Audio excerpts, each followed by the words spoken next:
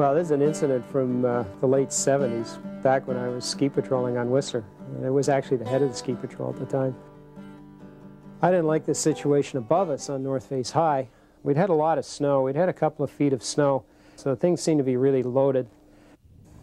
Standing on this little moraine where I was, I thought I heard a jet plane going over my head, and I looked up, and it was an avalanche coming down out of North Face High. Bruce Watt was near the edge of the avalanche, and he got tumbled. And I watched him, he got tumbled around. Yeah, someone yelled avalanche, and the whole north face of Whistler Mountain came down on top of us. Visiting patroller from Snowbird and myself were at the end of the line, and we got taken and swept along on top of the Bruce Watt was buried so shallowly that he had one arm out, and the guys, when they came to find him, said they could actually see him beneath the snow.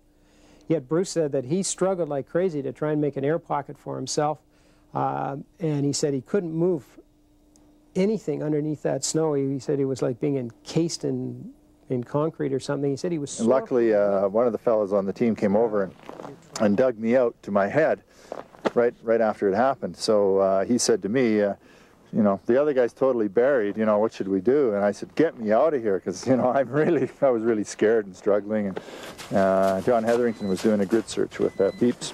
And he had located the general area, and so I took my ski off and started to probe around to try and find a more precise spot where we could find the body, and we located him, and everybody else started digging, and we dug like mad. I think we went down. Back in those days, the Whistler Ski Patrol didn't carry shovels as a matter of course, so we actually dug down 4 feet with our hands. So there were 5 of us digging like crazy men.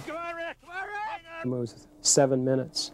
So he was buried for 7 minutes. He was without oxygen for approximately 7 minutes, which is longer than you're supposed to be able to stay alive, I think, without oxygen. And his mouth was full of snow, so he wasn't breathing.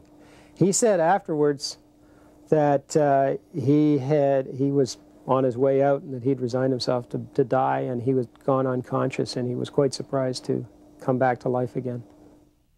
The experience of being buried was a real eye-opener.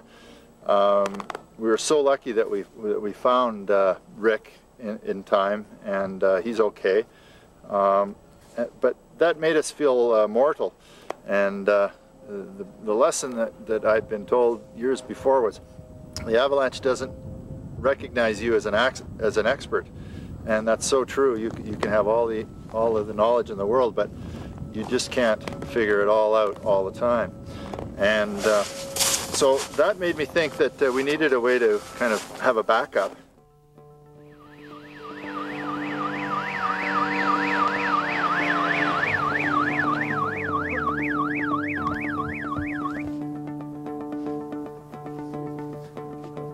The backup is C.A.R.D.A, the Canadian Avalanche Rescue Dog Association. In 1979, Bruce Watt and his dog Radar became the first civilian avalanche rescue dog and handler team in Canada. Today, rescue dogs are a common sight in the mountains of North America. Right now we've got 23 operational teams located in various regions of British Columbia, a couple in Alberta, and a few up in the Yukon as well.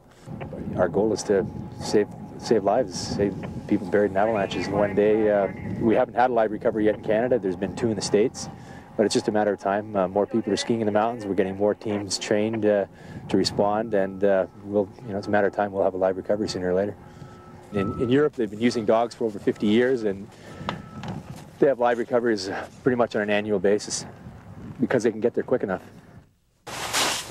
West, search. What do you got there? What do you got there? Dig it out of there. One of the big advantages of the dogs is that they can find people beneath the snow regardless if they're wearing a peeps or not. Good boy. Good dog, Quest. Good search. The dogs are also used for ground searches, working with search and rescue teams looking for missing people. This is a big spruce tree, and well, it's quite a big spruce tree. You can see how big the branches are, and what happens to form a tree well is the snow will fall, and the snow will stay on the branches, so it creates what we call a tree well. There's no snow around the tree, but the branches are kind of covering up the the well, and they're quite dangerous for skiers and snowboarders if they fall into them backwards and head down or anything like that, because it's really hard to get out of them. So if you're skiing in the trees, ski with a buddy.